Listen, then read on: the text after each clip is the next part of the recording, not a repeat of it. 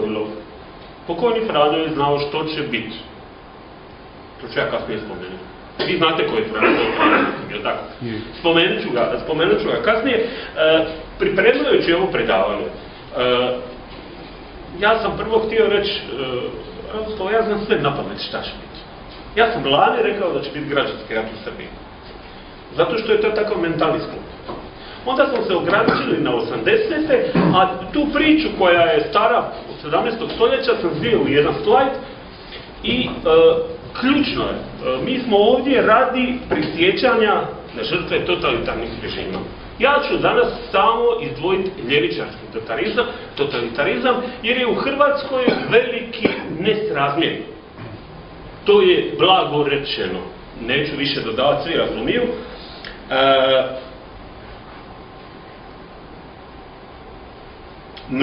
Mnogi dragi ljudi u emigraciji koji mi pomažu u radu, svjesni su da je tako nešto pomoglo. Ja dobijem iz emigracije puno pitanja. Došao mi je jedan naš poznati poduzetnik, Tihomir, je li potrebno nešto? Mislio na novce. Ne treba, ja imam prijatelje tu, što se novac tiče. Ali vedite moju knjigu Krivnja Srbije za Prvi svjetski rat na engleski. Čekam razgovor. Večeras ćemo 80. i 90. Zapravo samo 80. Pokušat ćemo razumjeti, ja vas molim svi, potrudite se razumjeti Srbiju i Srbije iz njihove perspektive. Znate, kad imate munjenog susjeda, on nije samo munjen tek tako. Ima točno razlog zašto je susjed munjen i munjen. Da se tako izrazi. To je večerašnje moje obrazloženje. Ja ću sad malo prebaciti. Dakle, ovo je dokument koji sam skinuo sa stranice Ministarstva branitelja. Vidite sami kako se zove. Prekjučer je obilježen dan sjećanja na žrtve totalitarnih režima.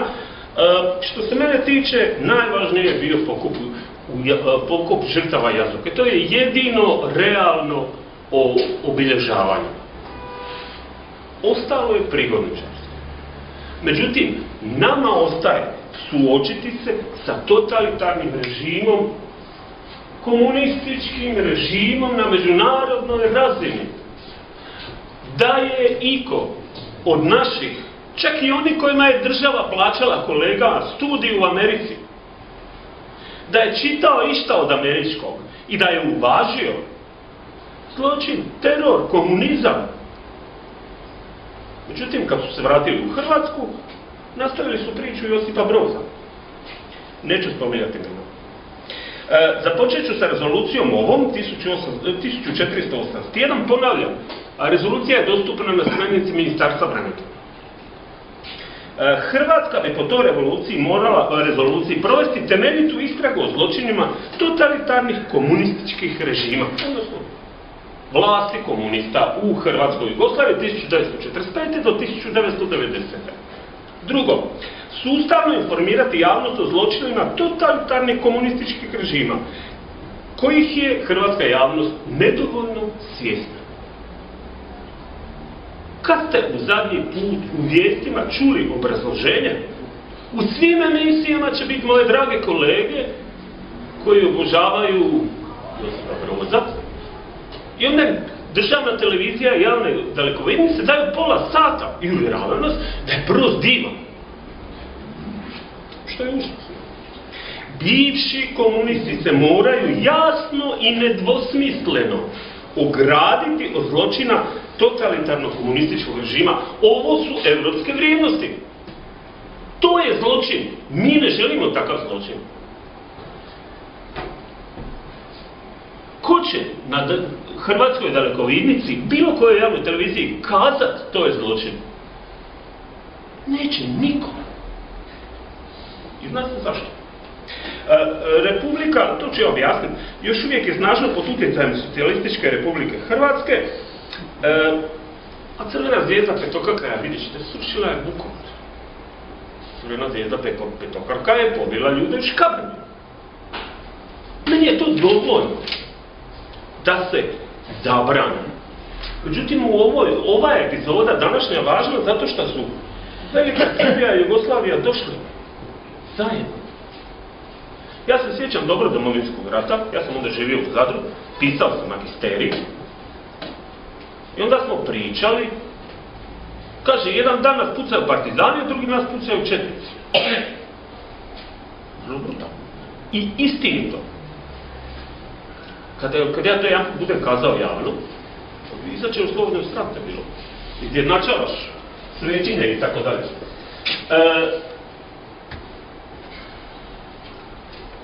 Ja vas molim, dobro pročitajte naslov.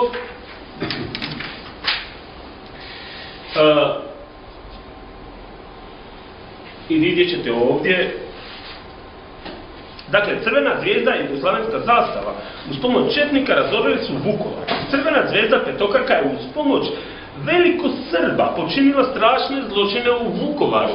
Ja sam prije nekoliko godina, kad smo vodili djecu na ekskurziju u Vukovar, razgovaram u 4 oka s ravnateljicom. Zaboravio sam kad je bio Vučić u Hrvatskoj. Kaže, donio je nekakve papire.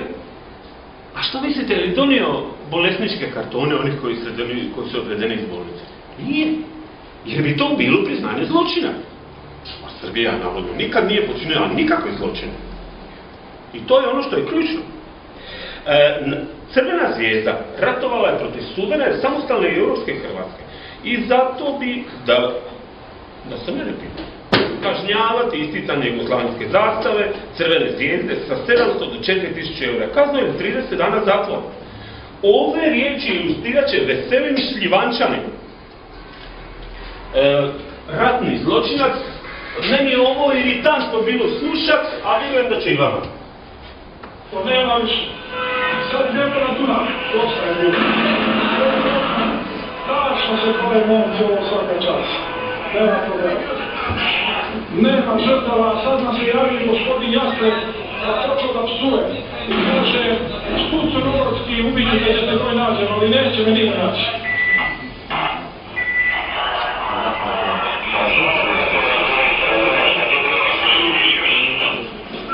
Gospodine Jasper, prije me nazva da sam spas crnogorski, a ja to pomenuo da sam ja vicilio slovenski narod. Prekinuo ću. Pozvao ga je na kavu. Nema žrtava. Srbi se hrabro bore, nisu ništa srušili. I onda ide na kavu, kao da se ništa ne događa.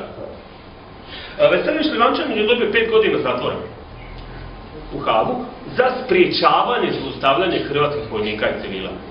Odslužio je 90% kazne i nakon žalbe je pušten. I danas priča na Beogradskoj televiziji svoje analize. U njemu se vidi tragedija naše susjedne Crne Gore. Veselin Šljivančanin je Crnogorac Srbin. I oni su podijeljeni na Crnogorce i Crnogorce Srbe. I to je s obzirom na da je Crna Gora nominalno saveznik u okviru NATO, a to je i važno pitanje i za Hrvatsku. On je protiv Hrvatske. A Crnogorci nisu, oni su savezni. Crvena zvijezda je rušila Vukovar. Zato je treba zabraniti. A sad malo povijesti. Kao što rekao, prva verzija ove prezentacije imala jedno 17-18 stranica od 17 slajdova. Od 17. stoljeća je detaljno obrazloženje. Nije ovo Milošević, nije ovo. Pečka patrijaršija. Je li znate ko je sljedbenik danas, nasljednik Pečke patrijaršije? Zna li ne? Srpska pravoslavna crkva. Srpska pravoslavna crkva, isto kao Pečka patrijaršija, je srpska državotvorna ustanova. To nije crkva u ovom smislu u kojem mi shvaćamo crkvu. To je država. Sad ćemo pogledati video, stavio sam pucanje, objasnit ću zašto, pa ćemo se malo, u stvari moram pokazati. Slobodan Milošević i svi ovi šta su razmišljali, imali su pred sobom ovo je Pečka patrijaršija, koja je dobila svoj teritorij milošću muslimanskog sultana. 1577. milošću sultana obnovljena je Bečka patrijaršija. Jer su srpski vojnici, dakle, vjernici Bečke patrijaršije, ratovali u osmanskoj vojsci. Hrvatsko-ugarska vojska je u 16. stoljeću zarobila jednog janjičara.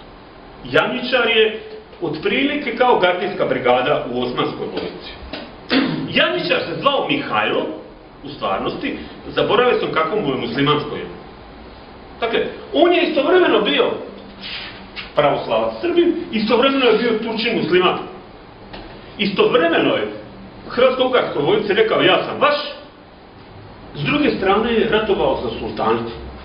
Ta Bečka patrijaršija je obuhvaćala područje od Skopja, dio Bugarske, veliki dio Ugarske, Bosna se podrazumijeva, Srbija i Hrvatsku do one poznate zloglasne granice. Virovitica, Karlovac, Karlovac. To su prepisali od sultana 17. stoljeća. Dakle, nije to od juče. Sad ću pustiti video, pa ćemo jednog tragičnog mladića vidjeti na kraju. Dakle, zapamtimo, molim vas, imajte na ovu Bečku patrijaršiju i kad vidite ove mudrace, u navodnike što govore, to je radi ovoga.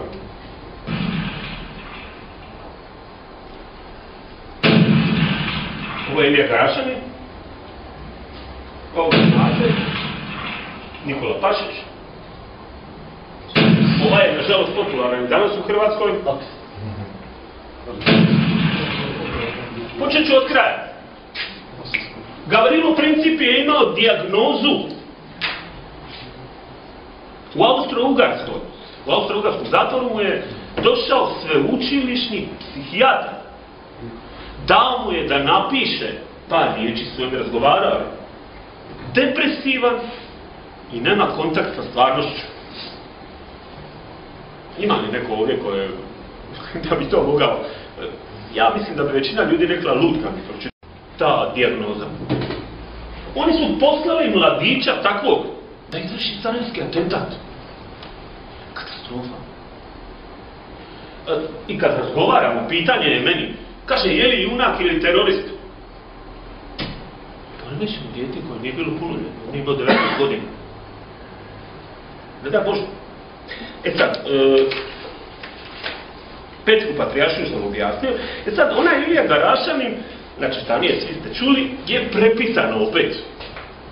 Ilija Garašanin je završio 3 ili 4 razreda u Srbiji, osnovne škole, i kako u Srbiji nije bilo srednjih škola, Srbija je početkom 19. stoljeća bila poluplemenska kneževina pod vlašću Osmanskog carstva. On se školovao, zamislite gdje, u zločestoj Austriji. Kad pričaš danas sa Srbijom, zločesta Austrija. Završio srednju školu i kad se vratio postao ministar. Došao mu je agent poljskog državnika i kneza Adama Čartorickog. Vrlo ugledna evropska osoba. Taj Čartoricki je pokušao obnoviti Poljsku. Poljaci su inače strašno domoljubi. Odgojeni, to vam ne treba ni govoriti.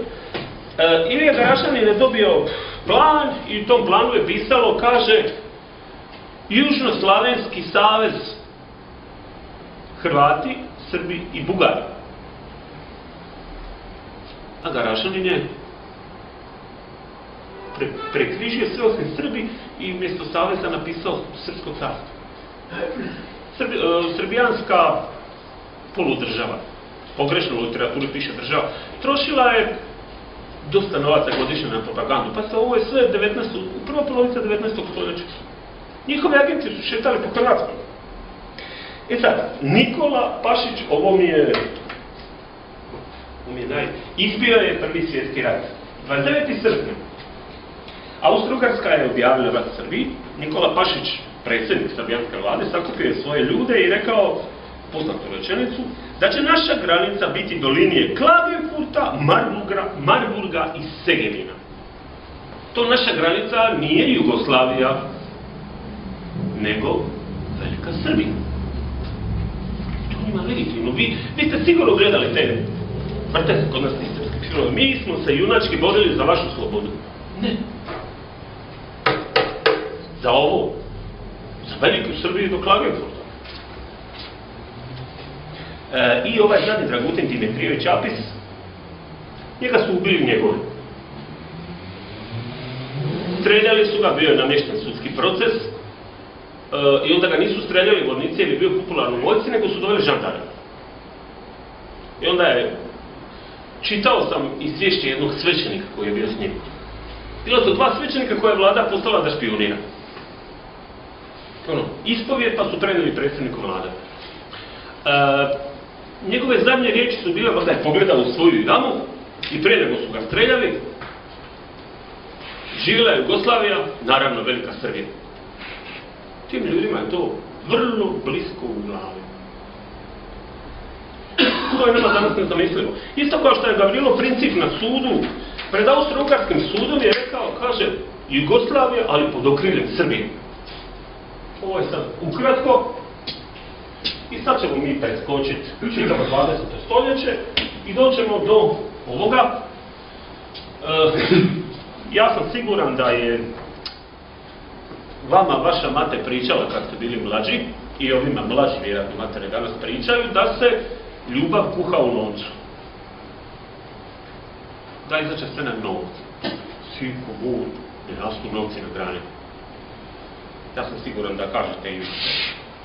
Dakle ovako, tijekom 70. godina Jugoslavija je rasla fantastično 5% godišnje. Prema vanjskim podacima, taj rast je financiran kreditima i sumnjivim bliskoistočnim petrodolarima. Zato je Josip Broz bio dobar sa nesvrstanim zemljama. Oni imaju ti petrodolara, malo diplomacije i tako. Međutim, 1982. Dug Jugoslavije je iznosio 20 milijardi tadašnjih dolara, što je otprilike 70 milijardi dolara u današnjem novcu. I to bi sve bilo lako da je gospodarstvo funkcionalno. Nego gospodarstvo te države nije bilo funkcionalno. U komunizmu gospodarstvo nigdje nije funkcionalno. I onda su došli Amerikanci. Američki veleposlanik Lawrence Eagleberger stvorio je klub neslužbeni prijatelji Jugoslavije. Oni su od MMF-a i Svjetske banke sredili kredit. Taj dug vrati s tim da se Jugoslavija morala obavezati na štednju. To je klasika, to ste čuli i to je bilo u slučaju Grčke. I Jugoslavija se držala toga, međutim to je značilo da je standard građana pao za 1/4. To je kasnije značilo veliku nezaposlenost, smanjenje domaćih investicija, jer nema privatnog vlasništva, država investira. Inflacija 2500% godišnje. Ovi mlađi ovdje se ne sjećaju. Ja se sjećam živo kao danas. Tog ludila. 3% dnevno. Ta jugoslavenska kriza je jako potlesla Srbiju. Iz nje su izašli balkanski duhovi iz boce koji su spavali u doba jugoslavenskog režima, dok je Josip Broz bio živ. Srbija se 1944. preobukla. Točno, ovog ljeta sam čitao američke dokumente. U ljeto 1944. Broz je poslao svoje specijalce, prvo svoje pregovarače, pa onda vojsku, da Srbiju pridobije. Pa je malo diplomacija, malo ovoga, Srbija je bila važna. I do kraja 1944. se presvukla Srbija. I imali smo, dakle, 40 godina kasnije, 50, imali smo presvučenu Srbiju u kojoj su raspravljali komunisti, pravi ili presvučeni, i četnici. U uvjetima gospodarske krize kriv je bio Ustav iz 1974. za njih. Ustav je predviđao decentralizaciju Jugoslavije, a što je značilo veliku samostalnost za Hrvatsku.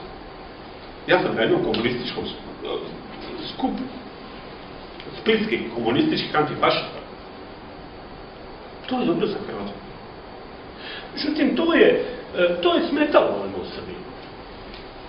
Ideja je bila centralistička država kojom se upravlja iz Beograda i kojoj će Srbi zbog svoje veličine imati utjecaj. Odlučujući, to ćemo vidjeti taj zemljovid. Vrlo mi je zanimljivo u tim njihovim raspravama. Kaže, krivi su Slovenci i Hrvati, jer iskorištavaju financijski i gospodarski Srbiju. To su njihove reči. I krivi su u Vojvodini. Oni su to zvali antisrpska koalicija. Dakle, iz te njihove perspektive, ovdje ću samo malo ubaciti Dobricu Ćosića. On je tada postao poznat, napisao je roman Kolubarska bitka, u kojem se idealizira junaštvo kralja Petra i sina mu Aleksandra, što baš nije istina. Po tome su kasnije, ja sam poslije gledao neke filmove, pa kaže, odakle je to? Ja znam što je bilo.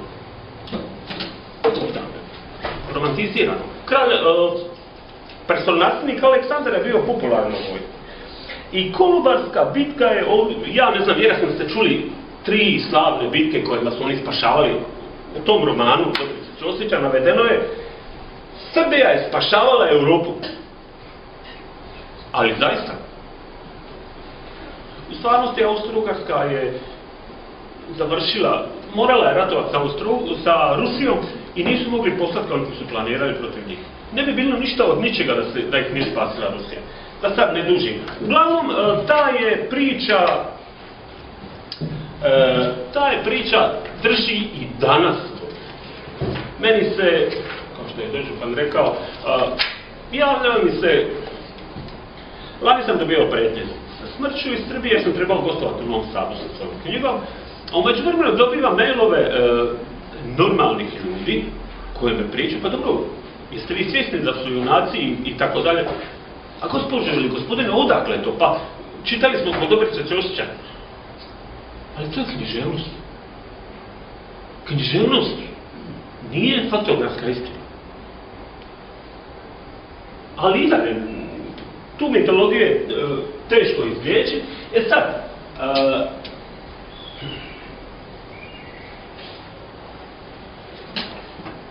uspon Slobodana Miloševića je bio brutalan, kako to brutalno bude u Srbiji.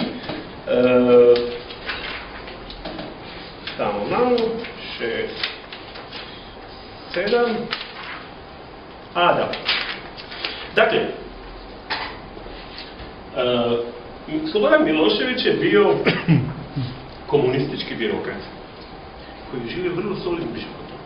Dakle, budeš direktor banke, onda budeš u Saveznoj ili Republičkoj komisiji za reformu gospodarstva, onda budeš direktor, drugi put direktor banke, onda imaš u vrhu Republike Srbije funkcije koje su sve namještene u komunističkom sustavu, kako je namješteno. Dakle, vrlo, vrlo udoban život i on baš nije imao predodžbu kako žive obični ljudi. Kad je došao na Kosovo, vi ste čuli, ono rekao, nitko ne sme da vas bije. Ta rečenica je izletila slučajno. Dakle, birokrat koji ne zna kako narod živi i vidio je da su ludi.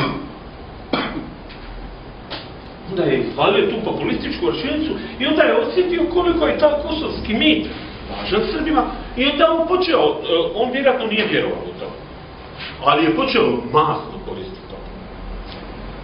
Sad, Slobodan Milošević je, ali ovo je zaista ukratko, 1987. smijenio svog prijatelja Ivana Standolića, koji je namjestio sve to što se prati. Dakle, imaš političkog zaštitnika koji te vuče za sobom i onda ga ti odlučiš maknuti da bi ti bio jačiji od njega. I sad, on je imao sljedeću računicu. Protiv prijatelja zaštitnika Ivana Stambolića koristio je tvrdi komunizam. Dakle, on se izdavao za pravi titoist. Izdavao se za zaštitnika Srba na Kosovu. I optuživao Stambolića da je on srpski izdajca. I to sam mu pričao na ovom. Vi ste izdali Kosovo. Bez realnosti. Memorandum sam, koji ga ćemo vidjeti kasnije, je prihvatio. Samo u toj nacionalističkoj verziji. Ali, nije dao da se dira u Josipa Broza. Jer mora biti titoist. Dakle, velika Srbija je komunizam pod ruku, ovako u njegovoj glavi. on je došao na vlast i njegove su, kad je smijenio ovog Ivana Stambolića, baš se tako vodi politika u Srbiji. On je Stamboliću rekao, kaže ovako, zašto se ne ubiješ? Trebalo bi biti mrtav. 1903. je u Srbiji izvršen prevrat. Razrezali su jednog kralja i kraljicu, bacili su ih kroz prozor i onda su kroz prozor rekali živio drugi kralj i kraljica. Ja sam prije godinu dana rekao da Vučić sa svojim bratom ovako osjeća da mu se dogodi isto. Već godinu dana, već više od pola godine viču oni prosjednici, pašće krv. Nije baš nešto racionalno i to je opasno. Sad, ovdje je malo komunizma. Borislav Jović je bio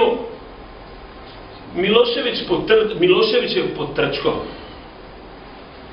Neću ja sad koristiti ovo, pučke ću reći.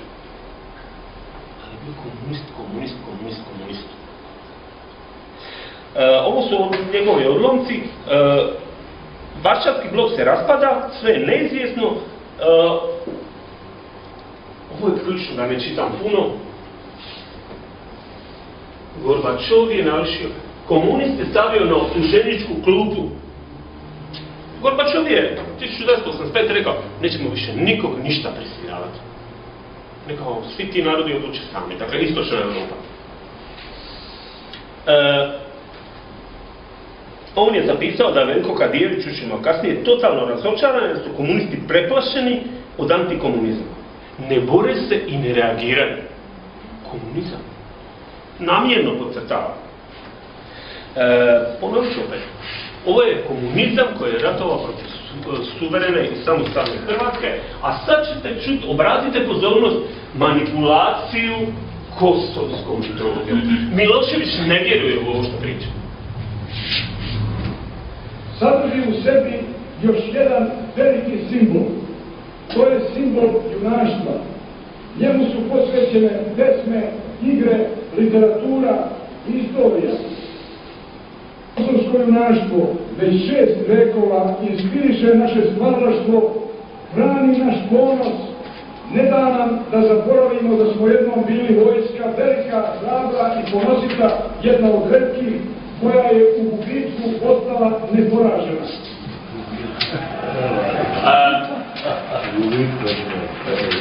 6 vekova kasnije, danas, opet smo u bitkama i pred bitkama. One nisu oružane, mada i kakve još nisu isključene, ali bez obzira kakve da su, one bitke se ne mogu dobiti bez odlučnosti, hrabrosti i požrtvovanosti, bez tih dobrih osobina koje su onda davno bile prisutne na polju Kosovu. Naša glavna bitka danas odnosi se na ostvarenje ekonomskog, političkog, kulturnog i uopšte društvenog prosperiteta, za brže i uspešnije približavanje civilizaciji u kojoj će živjeti ljudi u 21. veku. Zato nam je bitku pogotovo potrebno junaštvo. Razume se nešto drugačije, ali ona srčanost bez koje ništa na svetu. Kako ćeš to biti pobjednik u porazu? Nema problema, ali ja sam siguran da bi se u nas ovako me smijali. 100%. Pazite, ovu priča u bezbroj varijanti. Srbijanski političari, srbijanski propagandisti. Ja sam lani na predavanju na predavanju u Cavtatu rekao da oni još uvijek vjeruju u nebesku Srbiju. U trenutku kad Srbija nema Kosovo, Srbija je na nebu. I da će se Srbija spustiti na neba kad dobije nazad Kosovo. Ja to razumijem, ali je teško primiti. Dakle, to je opasno. Kad vam budu pričali sljedeći put o Kosovu, sjetite se ovog videa, a da, nemoj taj. A budite ozbiljni. Eto.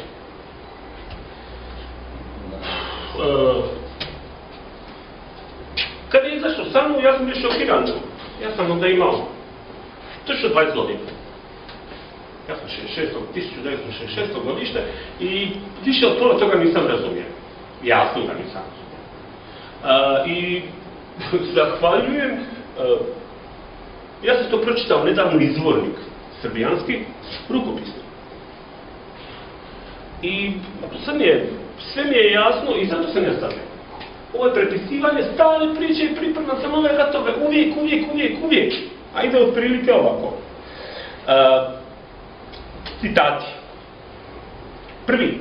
Bez referenduma srpskog naroda koji je jedini ovlašten da kroji sebi sudbinu, nitko ne bi smio uzurpirati pravo da iza zatvornih vrata dogovara i odlučuje i pristaje na ekonomski razvoj tog naroda i predstavlja ozbiljna ograničenja.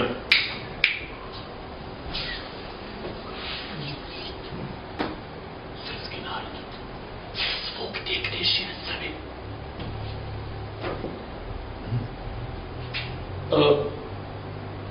Jednog dana ću doći do izvješća, ja ne stignem. Vjerojatno to piše, pa taj je očito spreman. Ovo je etnički sastav, očito je što spreman. Drugo, sad ovo je vrhunac sutra. Nacija koja je poslije duge i krvave borbe ponovo došla do svoje države. Nacija koja se izborila za građansku demokraciju i koja je posljednja dva rata izgubila 2,5 milijuna ljudi. Da je birokratska partijska komisija po 40 godina u Novoj Jugoslaviji uvjerava da nema pravo na svoju državu. Svi podaci nisu točni. Ja sam provjerio u službenim podacima Republike Srbije. U Prvom i Drugom svjetskom ratu poginulo je oko 1,5 milijuna ljudi u Srbiji. Ma pustite, dakle ja se držim podataka. Preuveličavanje. Drugo, građanska demokracija u Srbiji je postojala početkom 20. stoljeća jedno 10-15 godina. Ovo oslobođenje je bio dug, mukotrpan i vrlo često ponižavajući proces. Osmansko carstvo je podrazumijevalo ponižavanje. Tako da skroz je neistinito. I sljedeće. Hvala. Sad ovako. Ovo se tiče jedine i riječi Hrvatske i ovo mi je baš me je zabolilo nakon skoro 30 godina.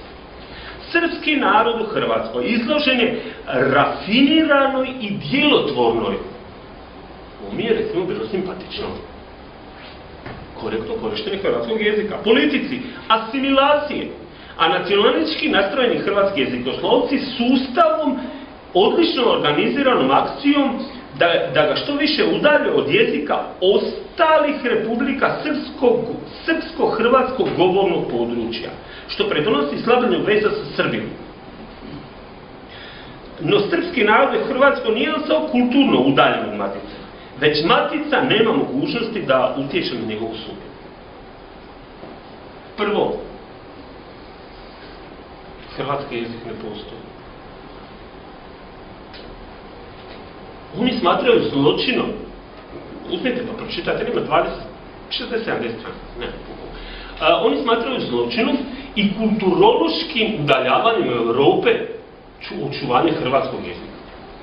U ovome piše da je to udaljavanje od Europe, jer je srpsko-hrvatski jezični standard bliži Europe. Oni su toliko su bili uživljeni u svoje gospodarstvo. Ova zadnja rečenica znači da se Srbija i danas ne odustaje od miješanja u unutrašnje poslove Hrvatske i da nastoji zlorabiti srpsku manjinu u Hrvatskoj. Sad, ja ću za kraj na stranu sve. Pred oči hrvatske javnosti uz pomoć solidnih državnih ulaganja treba raskrinkavati ovakvu akademsku propagandu. Puna je zapadna historiografija toga, vjerujte mi, ja to pratim, nedavno je izašla knjiga. Wall Street Journal je prenio podatak da je u Hrvatskom Drugom svjetskom ratu ubijeno 300.000 Srba. Potpuno netočno. To su baš svjetske novine. Dakle, to je posao koji zahtjeva sustavnost, velika, vrlo perfidna velika Srbija, a sad ćete čuti